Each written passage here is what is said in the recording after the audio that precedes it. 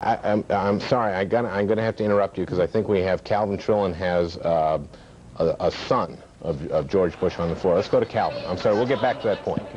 Okay. We supposed to crowd in like this, Calvin? That's fine. Good. Calvin, you have George W. Right. Bush. Hey, guys.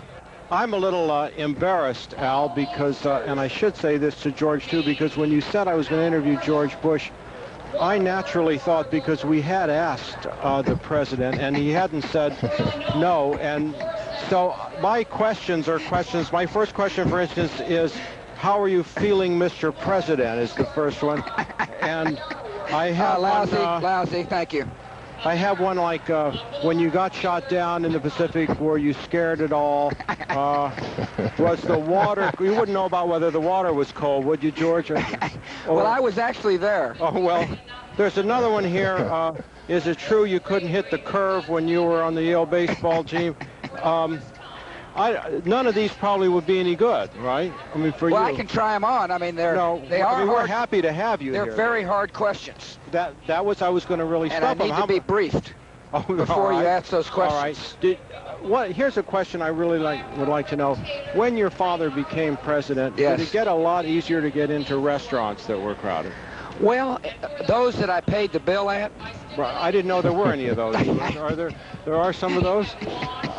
Yes, those you paid the bill at. I got invited back. That is great. Now, here's another thing, and I know we're not going to have any of this personal mudslinging or anything. Yes, right. But people in Houston say that your father goes to the wrong barbecue restaurant. Now, that's mudslinging. That is absolute mudslinging. No, I would say sleaze. It's not mudslinging. This campaign has dropped to an all-time low. No, wait a minute. I'm about to say worse. Okay, good. Okay, no, they say that... I hope so. They say that he goes to autos, right, and that you're really supposed to go to Luling's or Goods, right? You know, you can't do anything right when you're president. The question is this, George. Look, this guy's shown some courage. If he doesn't know where to eat barbecue, how's he going to run the country? Let me just tell you this, Calvin. What?